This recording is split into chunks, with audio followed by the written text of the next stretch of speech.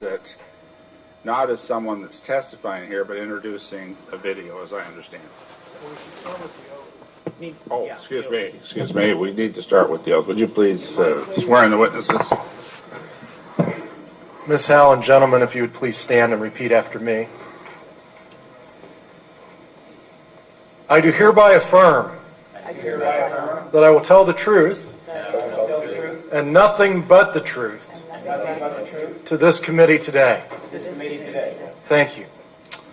Yes, and this is what's been, well, this is the, as I understand it, the Truth Embargo panel. Is that a fair statement of this panel? Great. And I'd like to call upon Stephen Bassett to, I know, well, to say just or a couple do of opening remarks. Opening remarks and a film, as I understand it? Yeah. Yeah, thank you. Go ahead. The reason I asked for the committee's time is that what comes next is a little more, how would you say, nuanced and complicated, because it's not a person here. It's going to be a video. Now, this is a judgment call. Obviously, we prefer to have an individual here testifying under their own name. In this case, we're going to have a 15-minute video of someone whose name is not going to be used, though his countenance will be used.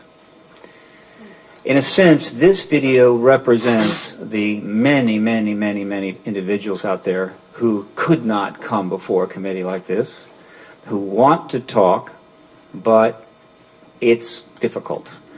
The vast majority of individuals who have interacted with this issue while working for the government, going back to the 40s, took the information that they had to their grave and did not talk if they were told not to talk. That's fine, and that's perfectly okay. Some have, some haven't, some have been conflicted. This gentleman posed a decision, meaning, do we do this or not? Do we run this video? And ultimately, the decision was mine, and mine alone, to do this. No one else within the organization. This individual is in extremely poor health and probably will not be with us much longer. The reason that the individual does not want the name used is that the story is quite powerful, his intersection was quite powerful, and he's received numerous threats from his government not to talk. It has been a while since the last threats were issued, which included his family, but and I think times have changed, but we understand that just because I feel that way doesn't mean that he feels that way, and he's still concerned. Fine. But he wanted this testimony to be presented. We agreed, and that's why you're going to hear it today. And probably the key thing that made the decision to go ahead with showing this video, and by the way, we want the lights to be dimmed definitely when this video shows, so that's not washed out. So we will be lowering the lights in the house for the video, is that as it happens, he has been interviewed by 2 researchers, and they are here at the table today. Linda Moulton Howe interacted with this gentleman almost 14 years ago when he was thinking of coming forward, but then backed away due to threats to his family and himself. And then recently, Richard Dolan interviewed him. And so that gives us a very strong perspective and ability to, quote, address the video, what it means. But ultimately, I would like to say this, that what you see in this video is the intersection of the human aspect of the truth embargo and the policy of the truth embargo. There are consequences, people are affected, and that's just the way that it is. There's also fundamental important testimony here, and I should also add that this is 15 minutes of many hours of interview.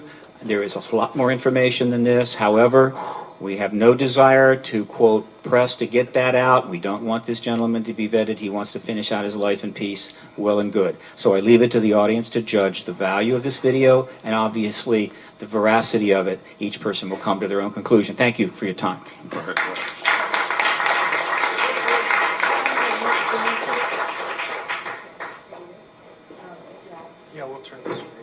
Yes, well, as we get older and older, I'm 77 right now. You can't live forever, you know. So if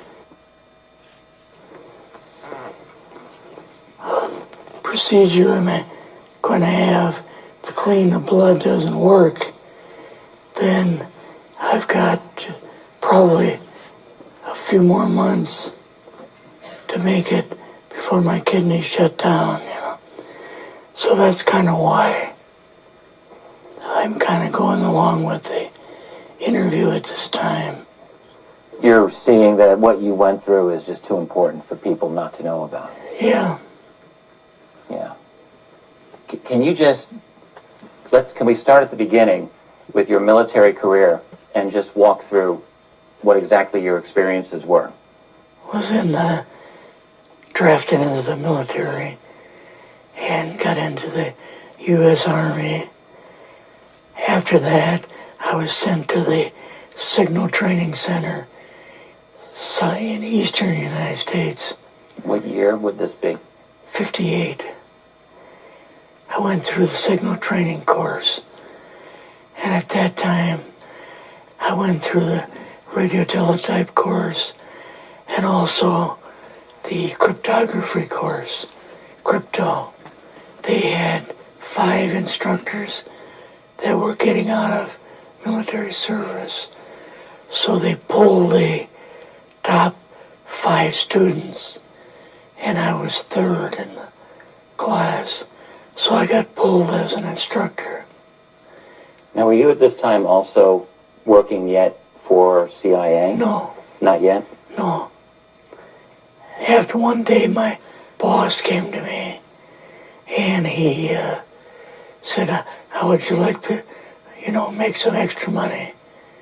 And I said, oh, money is good. So he's explained to me that he could put it through, would have to get a top secret White House Q clearance for the job, And I thought, boy, must be a pretty exclusive thing, And I said, well, what is this? And he said that I'm director for the CIA for Eastern United States, And I said, oh, I didn't know that. And he said, you weren't supposed to. After about 6 weeks, my security clearance came through, and I got my CIA card. It was an ID card, like a credit card, where I could just go up to the door and slice it, walk right in. And my name at that time, I used an artificial name too. Never used my real name. I started working with him on the project he was on. And that was Project Blue Book, which was kind of partially a fraud. You're saying some of the Blue Book cases were, Yes. were completely fictitious? Yes. But the cases that we got came from, I think it was Fort Belvoir, Maryland. Fort Belvoir? Yeah. And it didn't come from the Pentagon, or it didn't come from CIA headquarters. But we would get reports about a certain sighting that they had in Mexico or Italy or something like that. And then we had people that would follow through on it, that would go out and interview the people to see if they were nutcases or if it was real, So they'd be going overseas frequently? I wasn't, but I always stayed statewide. But the people we had working with us from the CIA would do that. We would get like a new report probably a couple times a week.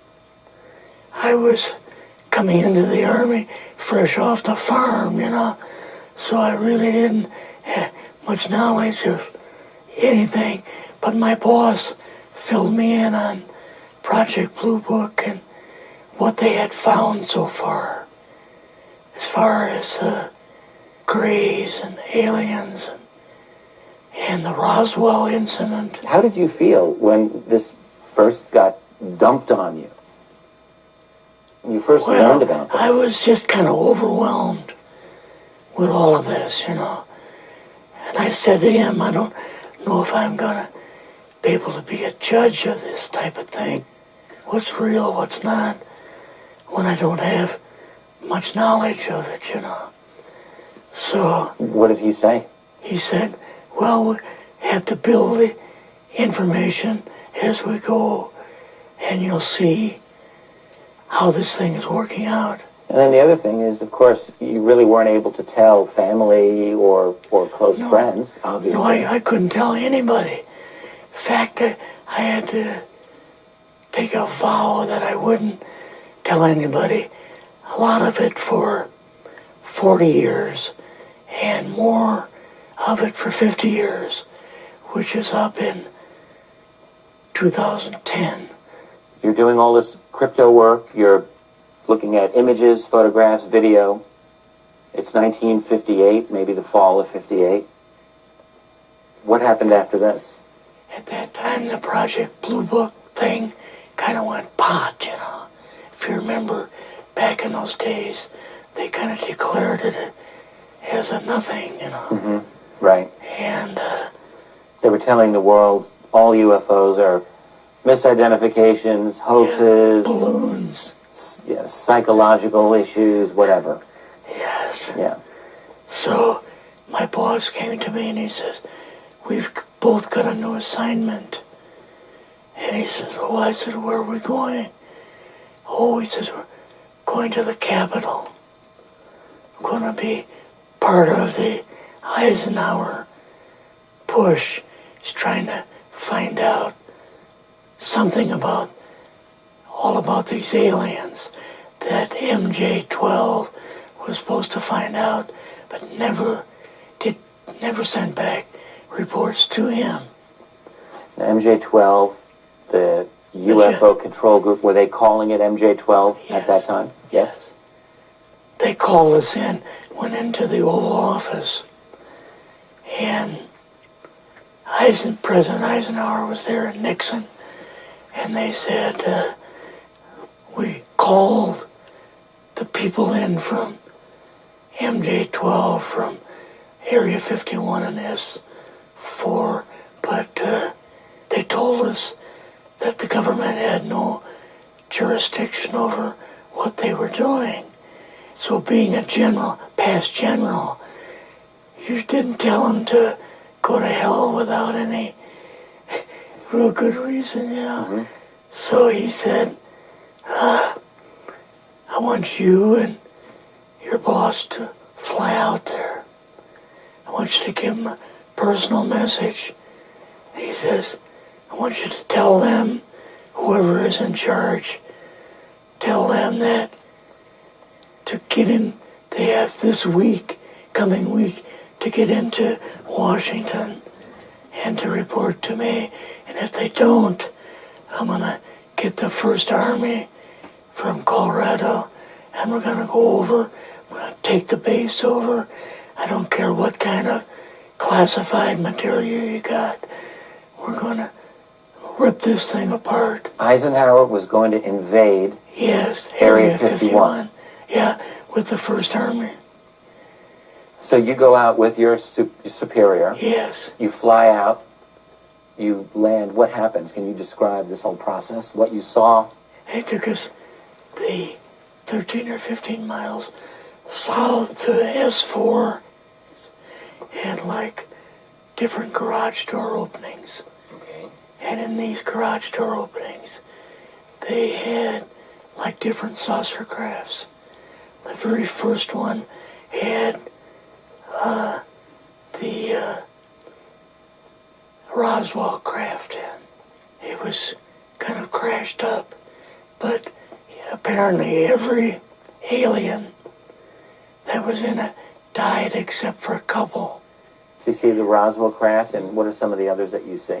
Well, the Roswell craft was really strange because it looked like real heavy aluminum foil.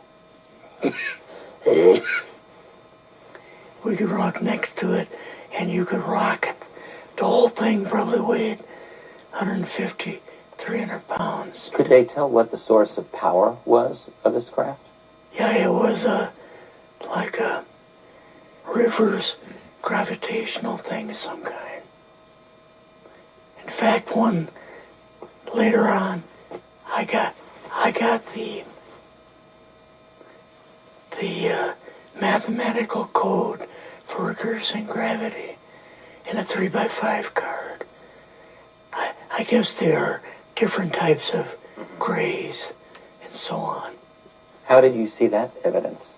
Well, at the later on at S4, we viewed the autopsy film, and then the colonel said, "What we've got in here is we're interviewing a gray alien."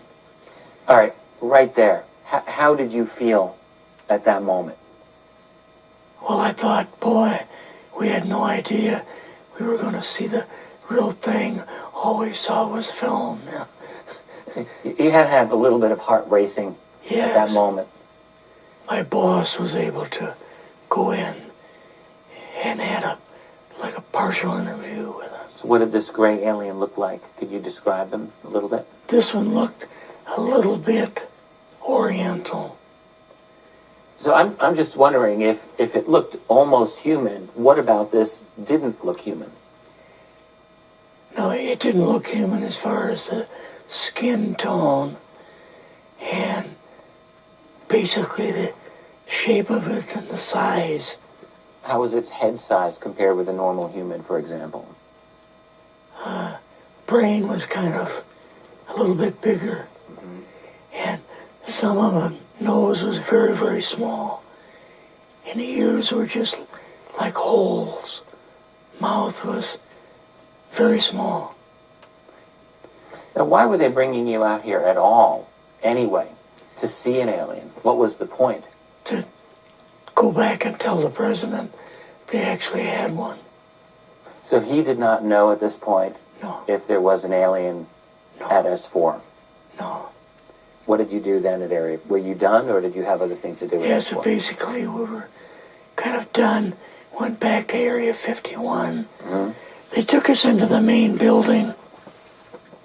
And there we saw a U-2, which of course we didn't know existed. And a model of the SR-71. Yeah, the Blackbird. So, but like I mentioned earlier, it was not a model of the current Blackbird. It's an earlier version. But an early version. Did you go directly to Washington after this? Yes. Or did you go somewhere else? How did they get, did you fly regular airline or?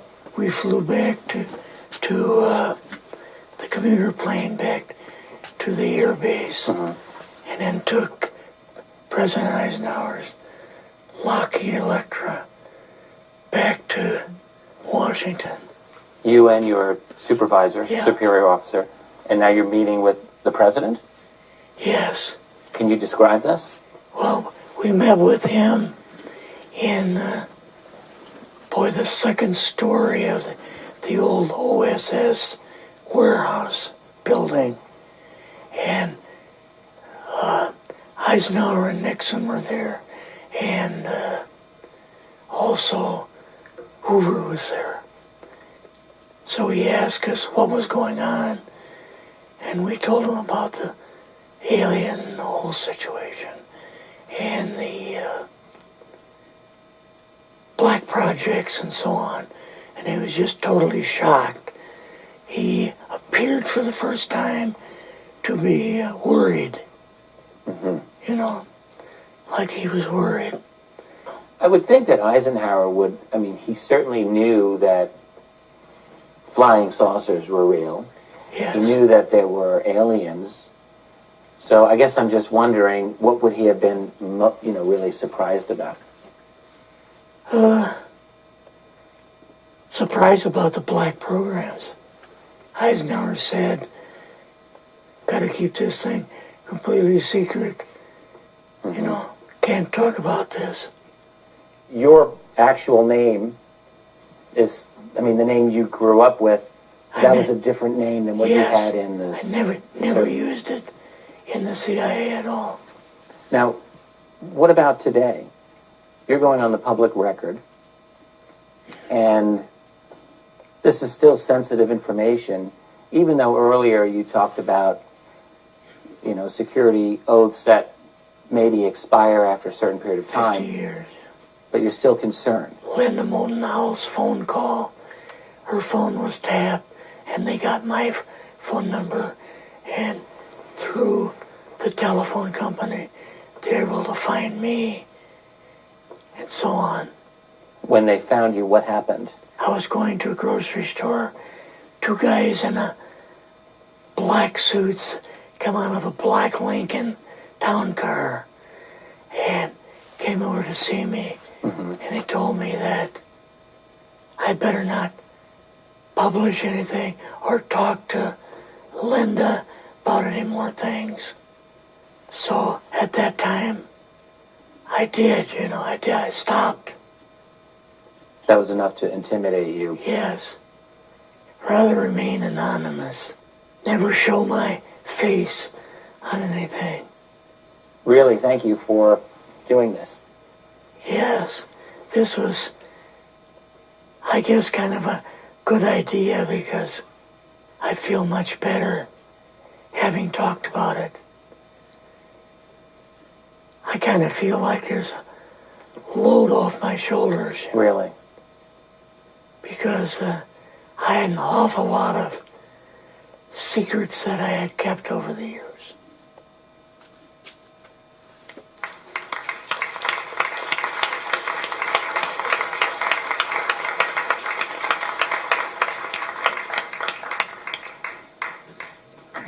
I'd like to now hear from Linda and Moulton Howe. And could the timekeeper give me an indication of the time limits on the remaining witnesses? If we're going to have a 1 hour lunch, we have an hour and 5 minutes remaining. Okay, so If we don't want an hour lunch, we have 2 hours and 5 you minutes usually been remaining. calculating out the amounts. Go ahead, you've got 10 minutes. In the summer of 1994, I spent 3 days and 3 nights in that gentleman's home. No one on the planet knew where I was, not my family, not anyone.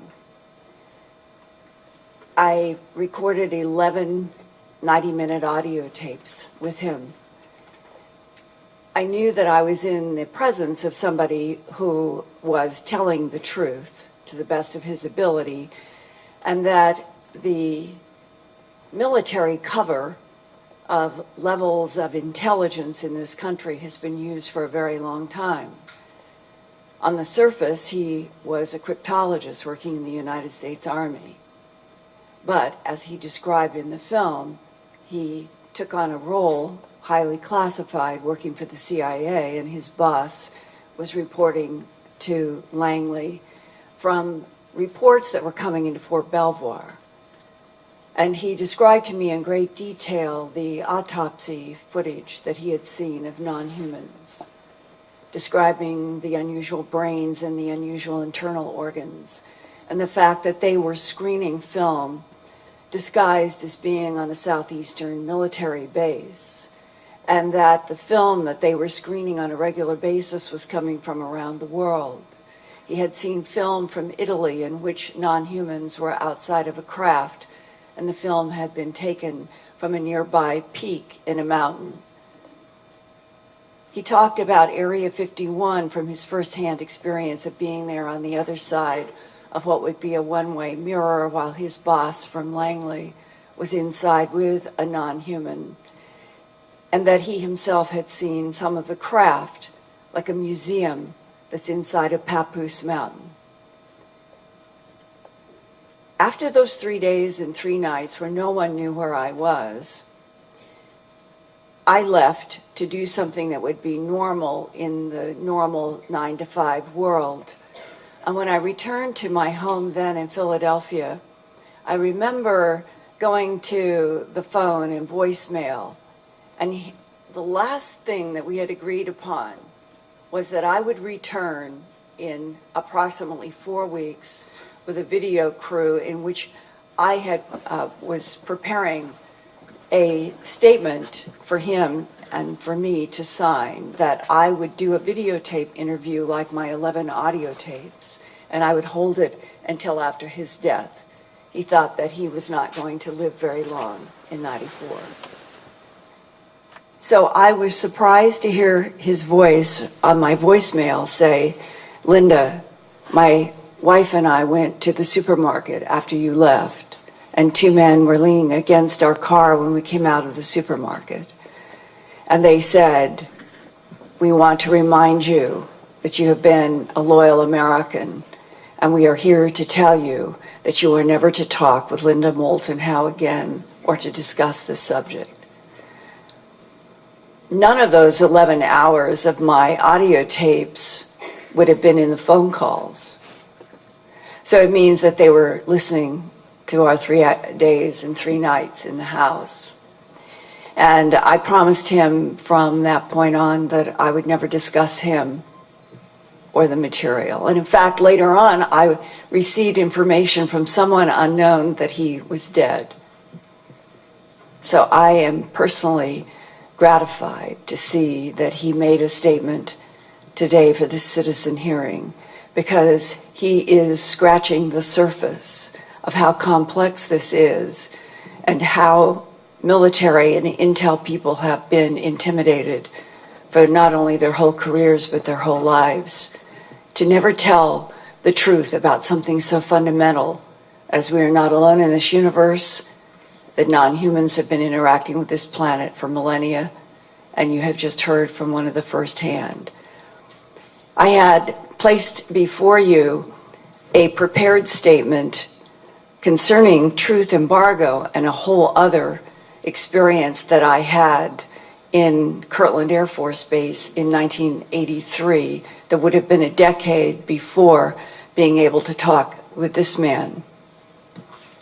I hope that you will read it in its entirety. I know I don't have time this morning to go through it, but I can summarize that blocking truth, that we're calling the truth embargo, has been the intent of the American government's official policy of denial since 1947, when the President Truman administration decided that all information about non-human intelligences interacting with this planet should be kept from the public and media, and that includes Congress and the Supreme Court and all machinery of our government except for those designated as having, quote unquote, a need to know, and the pro words and the numbers that have gone with the few people who have had total access in MJ-12. I encountered truth embargoes repeatedly as I investigated the bloodless, trackless animal mutilations in Colorado and the surrounding region for my TV documentary special, A Strange Harvest, beginning in September 1979. And I have provided for you a letter from United States Senator Harrison Schmitt, dated March 14th, 1979. It is attached to my statement. And it was a letter that Apollo astronaut and then U.S. Senator Harrison Schmitt of New Mexico had sent to constituents announcing a conference in Albuquerque to be held on April 20th, 1979, to discuss the ongoing and persistent problem of animal mutilations, and he wanted the Department of Justice and the Federal Bureau of Investigation to investigate. And that 1979 meeting was held, and 5 months later, in September 1979, as Director of Special Projects at the CBS station in Denver, I began what became a 9-month, 18-hour-a-day, 7 days a week investigation. And I went to Santa Fe and I did an interview with Senator Schmitt. And one of the most important things that he told me was, to my question, are you aware of any intelligence committee or any agency that you have communicated with who has told you that we are dealing with extraterrestrial biological entities as perpetrators of worldwide animal mutilations, as law enforcement repeatedly had told me? And I remember the pause and the look on his face when he said no, And I remember that his next words were, "But I am not surprised at your question or the implications." And his request as a United States Senator to have the Department of Justice and the Federal Bureau of Investigation formally investigate animal mutilations was blocked. He told me that firsthand. The rest of the pages of the statement that I have submitted to you occurred after I was contracted with Home Box Office on March 21st, 1983, to do an hour special that would follow up A Strange Harvest about the animal mutilations, and they had a working title in the contract that I would produce for them, an hour special called UFOs, the ET Factor. And at the time, there was an attorney in New York named Peter Gersten. He was the first attorney to file against the CIA, the NSA, National Reconnaissance Organization, the Defense Intelligence Agency, and other military agencies under the brand new Freedom of Information Act, FOIA, for documents that those agencies had. And what Peter Gersten found was, initially, the Central Intelligence Agency denied that it had any information or documents, but that the National Security Agency had 118. So he would send the Central Intelligence Agency's formal letter to the National Security Agency asking for the documents referenced by the CIA. And the National Security Agency would send him a formal letter referencing the fact that the Central Intelligence Agency had 35 documents shared with the National Security Agency. And eventually, he assembled dozens of documents that came from those agencies, each one pointing a finger at the other. It went to the Supreme Court, and the Supreme Court denied to hear what essentially was a New York attorney representing Citizens Against UFO Secrecy and what was called Ground Saucer Watch under the first Freedom of Information Act, simply asking for information from our government about documents that they all said they had. And even though the Supreme Court denied that they would take on that lawsuit, out of it came many pages of blacked out information that has been held up by Stanton Friedman and others of us over the years, that agencies who are not allowed to speak and who have been responsible for counterintelligence since World War II to convince us that there's nothing to this phenomena are the very agencies. The witness has about 1 minute remaining. They are the very agencies who have the information and have been interlinked with Majestic 12 that was appointed by President Harry S. Truman within a very short period of time after the crash retrievals in July of 1947. And that Majestic 12, MJ-12, whatever the letters and numbers are in 2013, the same kind of inner sanctum agency still exists interacting with other inside inner sanctum black agencies. There is a parallel black budget, there's a parallel government, and this is how the truth that this gentleman described and that many people in our government have known since at least 1941, when there was another crash retrieval from Missouri and an instrument called a neutronic propulsion unit was hand-delivered to Oppenheimer for his use in developing and researching what became the atomic bomb. And finally, the truth embargo, so that you would have reference to the two agencies that in the beginning had the most information, the Atomic Energy Commission and the Department of the Navy. All of those documents of all of the truth that he has said that I have tried to report about now for 33 years, they are essentially off limits to any access by Congress or even the president, because they are classified as only under a need to know, and probably Suitland, Maryland archive has them. And the witness is time. Thank you.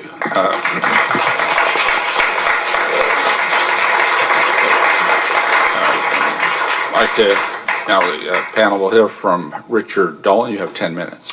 Greetings, honored members of the committee. I'm very pleased about the interview that everyone was just shown and grateful that Linda Moulton Howe was able to elaborate on that. I'm happy to discuss this also if the committee members have questions, but I have a different angle of approach this time. The truth embargo, as I see it, as I understand it, let's call it a big picture analysis.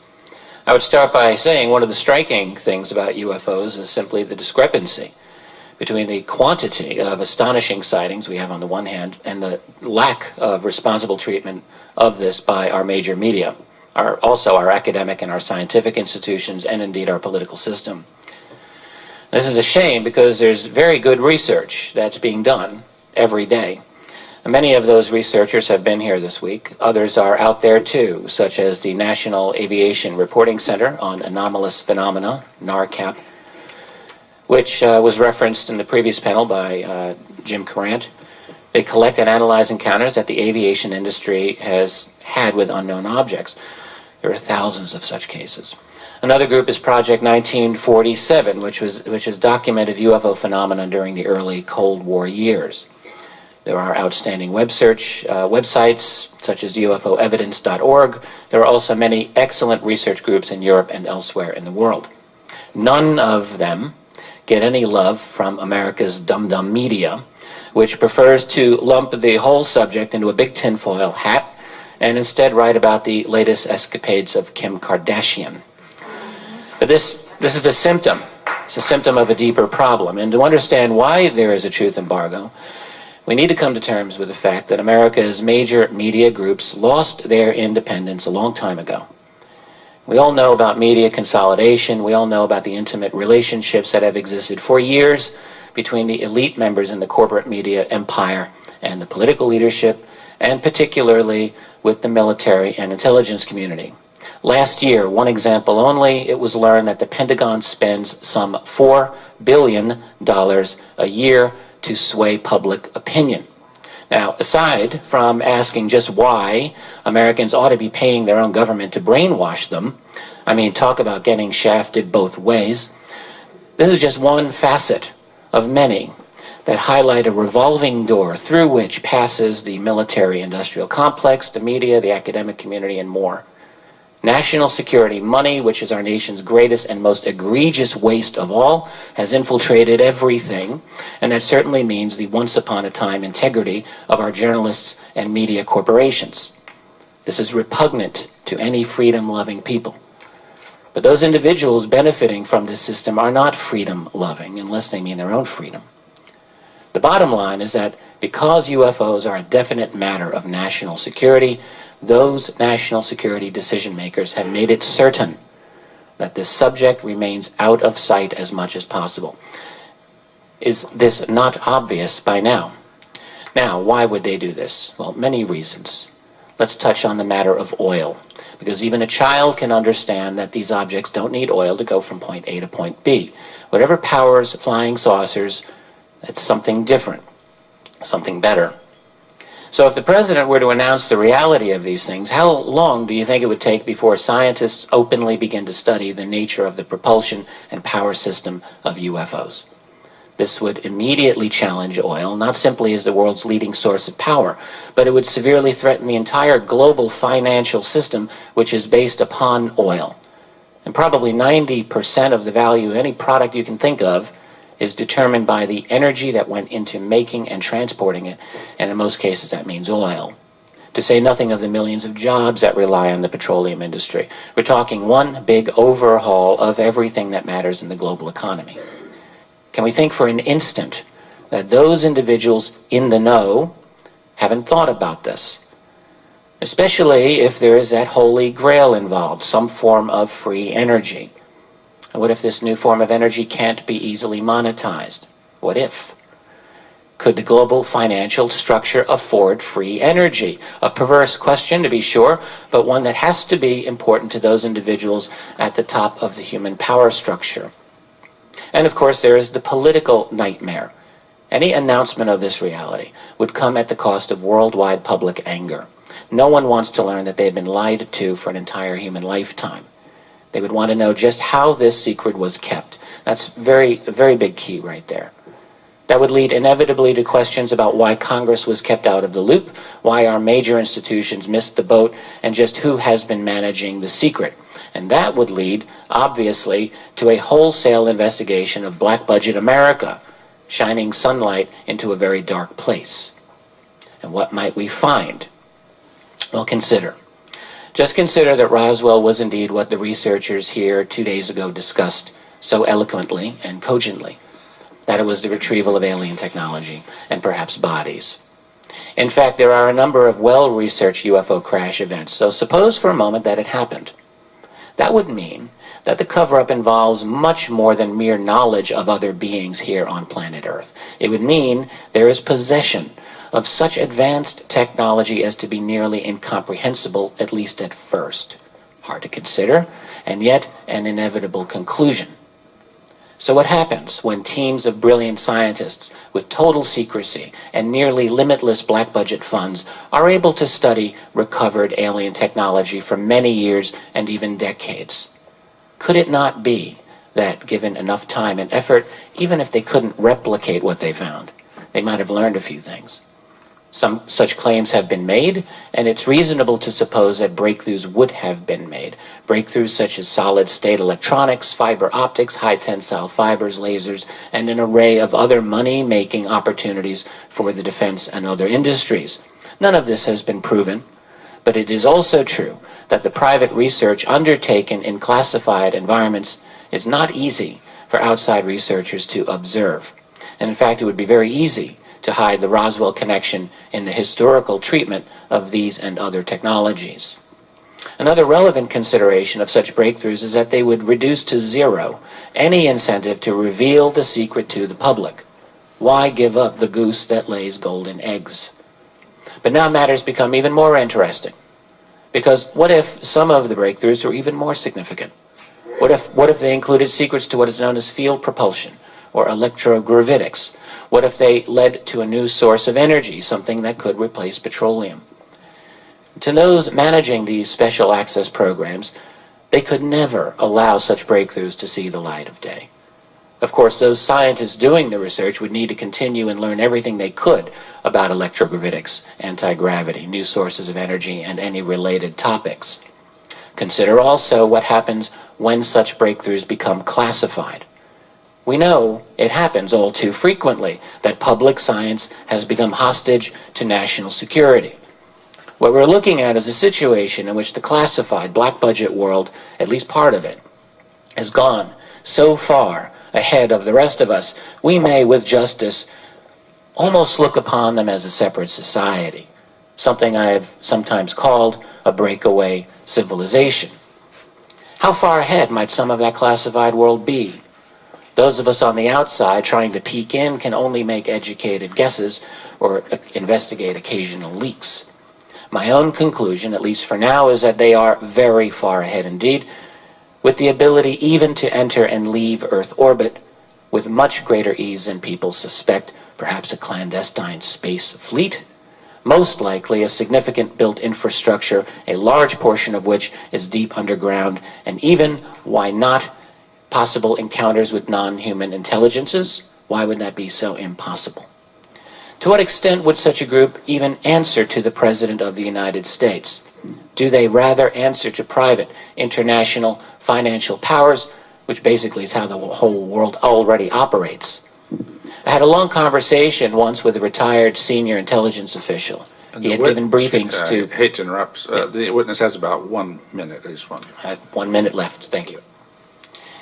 This gentleman had given briefings to President Reagan. This man knows a very great deal about UFOs and told me that he had spoken to 18 former presidents, CIA directors, and DoD secretaries about UFOs after their retirement. Their attitudes fell into 3 categories.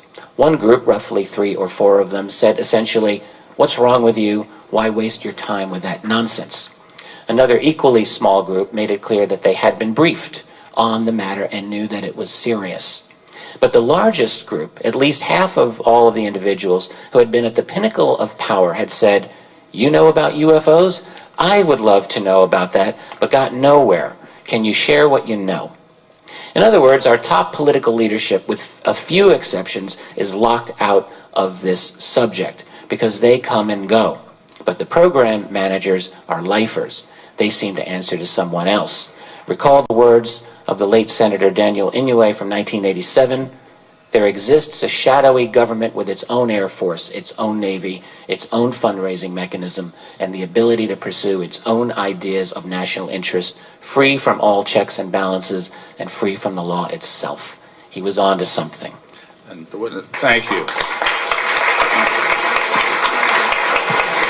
You are, the last two witnesses have been particularly good at keeping it right within the time limit. We sure appreciate that. I'm going to reserve my time. Each member will have 5. Oh, I really apologize to Mr. Torres. I'm sorry. Been watching timers and things so much. Jeffrey Torres, you got 10 minutes. My pleasure. Well, good day to everybody. My name is Jeffrey Torres. I'm not going to talk about myself much. I'm a veteran. I served the United States Air Force. I'm talking here today about my father. I'm the son of Major Milton John Torres. My father served in the U.S. Air Force from 1951 to 1971, and regrettably, my father cannot attend this hearing as he is now suffering from ill health directly related to combat from the Vietnam War. I told him before I left that I was coming on his behalf, and he expressed his deep gratitude that I was coming here today to testify and tell you folks his story. First of all, I would like to give you a brief history of who my father was and his accomplishments. Dad earned a bachelor's degree in general engineering with a minor in chemistry, and he completed his master's degree in aerospace engineering from University of Oklahoma in 1961. His military career was spent over the span of 20 years. Dad served as a fighter pilot, flying the F-86D, according to him, the best airplane ever made, as well as the F-100. He was a decorated pilot, achieving the title of USAF Command Pilot. Dad flew over 300 combat missions in Vietnam as a forward air controller in Vietnam. He received 13 air medals, including the Distinguished Flying Cross. And I know firsthand that he was even put in for the Air Force Cross, to which he denied because of political reasons, which we'll not get into here. My father attained the rank of major, as well as during his career he also worked with NASA as a chief of range control for the Gemini and Apollo moon missions. After Dad retired from the United States Air Force, Dad worked for Pan Am as an engineer and later acquired his doctorate in mechanical engineering from the University of Miami. My father's last job was as a professor at Florida National University, teaching engineering. During his tenure at FIU, he invented a chemical encoding process using a polymer to prevent catastrophic metal fatigue on aircraft, and received a patent for that process. Dad retired from FIU in 2004. So now we'll go on to Dad's story and the event that happened. I will go into some details he shared with our family, but before I do, I want to point out something here, that my father, he kept his secret for over 50 years. He never told anyone, and he honored his oath to this country. And he never had the chance to tell his story to my grandfather, his father, who he loved very, very much. And I've never seen my father cry until this story broke. Sadly, my father kept it all from everyone, including us and my family. Not even telling his father's story when he was the closest man that he ever had. I know Dad would never have discussed this event if not for it being declassified by the Minister of Defense, Nick Pope, out of the UK. After the event was declassified, Dad shared the story often with us. It was May 20th, 1957. Dad was stationed at RAF Manston, England. Dad was working on intercept standby. Of course, this was a cycle between the pilots in this particular event. It was Dad's turn. Dad was again flying the F-86D. This aircraft was a D model, which meant it was an all-weather fighter. Dad told me that the RAF Manston was a main intercept squadron during the Cold War in England. Dad was on alert with his wingman and some of the ground crew in the ready room. That night was a typical English night with the weather being poor and foggy. The notification came down from the ready room indicating a scramble. Dad ran for his plane. The scramble was initiated. Dad jumped in his cockpit. If you could please, I put the photo of Dad's aircraft if anybody would like to see the airplane, and I have one saved on the. Anyhow, so he jumped in his cockpit upon getting the authentication code to fire. He then realized that this was no drill. They normally would never give you an authentication code, and they told him it was a hot mission. He had orders to shoot this thing down. Dad told me whatever this thing was, they wanted it down, and he thought he was starting World War III.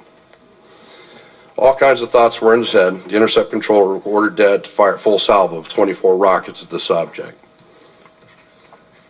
Dad later told me that he knew full well how serious this event was.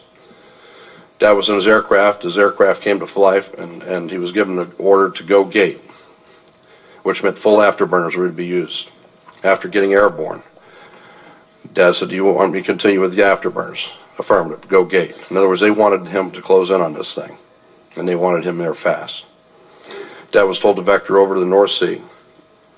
The object had been sighted hovering over East Ipswich. Dad told me he had a confirmation of the target acquisition from the ground radar. His jet flying with full afterburners was now headed towards the North Sea, and Dad was flying at 32,000 feet in full afterburner in heavy cloud cover with zero visibility. However, with his radar was painting a target as big as an aircraft carrier at that altitude. Dad was fast approaching the target, and the object kept pulling in front of him just beyond range. It was toying with him. Finally, he was able to get his radar lock on the object. Dad said this thing was huge, and the blip was so big that it was easy to get target acquisition. Right before he got the instruction to fire from the radar control set, the target made an erratic side-to-side movement and moved beyond range, causing Dad to lose lock on his target. The object then accelerated from 0 to Mach 10 in seconds, and Dad was unable to fire as a result. He lost complete lock. Dad told me his wingman's radar and the ground radar confirmed it as well. They had lost lock, and they were totally perplexed as to what happened. So, make a long story short, the most compelling thing Dad said was that this thing was doing things that no ordinary aircraft could do. It was defying the laws of physics, and he was convinced that it was of alien origin. Anyhow, during that time, there was nothing in the Air Force that could come close to it. The F-86 could barely make Mach 0.98 Mach. It would make Mach 1 in its complete dive at the time, and this thing did Mach 10. There was no known aircraft that could do this. So, upon landing his aircraft, Dad was contacted by the intercept officer on a secure phone. The person on the line told him that what happened was considered classified and not to discuss this with anyone, from his wingman to his commander. He would be debriefed in the morning. Dad told me he realized how lucky he was, as if he did manage to fire at this object, it probably would have vaporized him. And off the record, he was scared shitless. So he did tell me that the following day, Dad reported for duty. A call came in from a man that was from the NSA, and he called him a spook.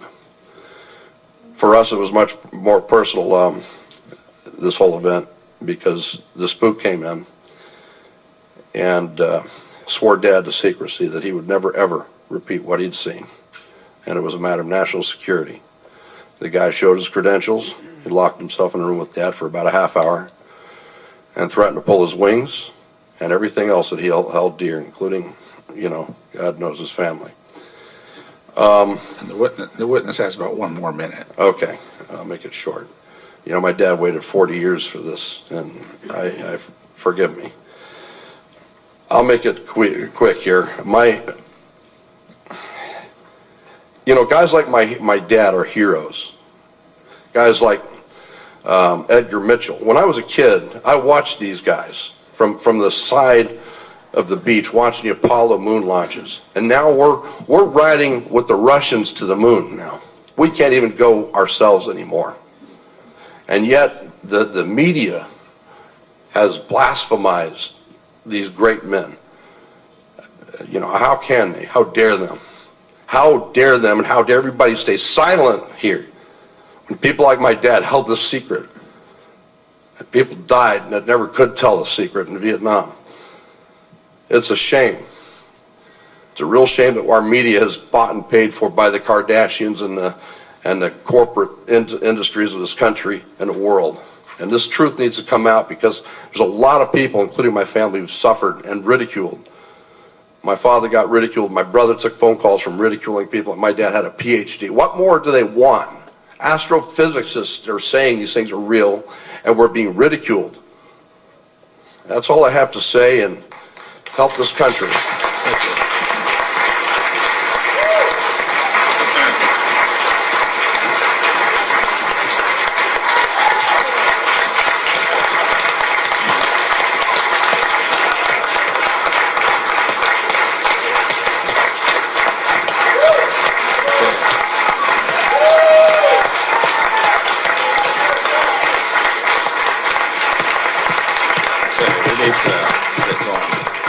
I want to thank the panel very much, and will indicate to the members that we've got 6 minutes each for questioning. I will reserve my minutes, and we'll reverse the order a bit here, and we'll start with Representative Kilpatrick. If you would start the question. I reserve my time, Mr. Chairman. Okay. So we're to Senator Gravel. Linda, would you, when this gentleman that was interviewed, and this would go to Richard also, when he was talking about that he saw an extraterrestrial being, was it dead or alive? So we had imprisoned this person or this being. Could you elaborate a little bit about that? Many more than one. We have had many more than one. In this particular case, this was at Area 51 inside of the Papoose Mountain. If you look at a map, the inside of the Papoose Mountain at Area 51 is an installation, multi-leveled, hidden by the Papoose Mountain. Many people have leaked to me and to others about working there. And in there are offices, as we would recognize as offices, and his CIA boss and the man in the film and a couple of others were taken to one of these offices where there was a one-way. On the other side, I don't know, because it's his point of view. Was it a mirror or was it a reflective glass? But nevertheless, the man you just heard was standing on this side of the glass looking at his boss in the room with, I believe it was 2 others. And then the gray alien was dressed in something like they had tried to make it look sort of American. It had on a T-shirt, and as if they had put clothes on it right at the last minute for this meeting. And it was telepathic, and each mind in the room was communicated with telepathically. And he had a discussion later on with his boss, and the general impression was that the non-human was trying to answer their questions, but that it was very succinct, and that they asked questions such as, how many of you are here on this planet, there would be no answer. There would be other questions that were of a technical nature, and there would be no answer. And yet, on other questions, they all clearly heard telepathic information. Elaborate on telepathic information. Mind to mind. Mind to mind. I would just add, I recall the witness speaking about that, and certainly it's exactly right, Linda, that what he said to me. In terms of the one, very few specific answers this being allegedly gave, but to one is, why are they here? There was not a direct answer except a reply that we are not hostile, or thoughts to that effect. When you say telepathic, that means that the being was communicating directly, understood the way our mind worked. Now, were we able to telepathically communicate with them, or was it a one-way street? I can add something here along those lines. And then humans, by definition, live in a mental island. And we're dealing with intelligences that not only can place thoughts, images, movies, symbols directly into human minds very easily, they simultaneously upload information from human minds. And I have had the experience of talking with a man who was working for the Central Intelligence Agency when he had an interaction with one of these beings. There have been many, sir. And that his whole mission was to have the experience of the upload-download telepathically with a being under a completely non-threatening, totally organized fashion.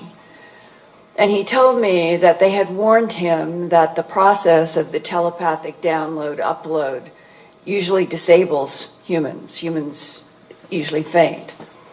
And that he had the experience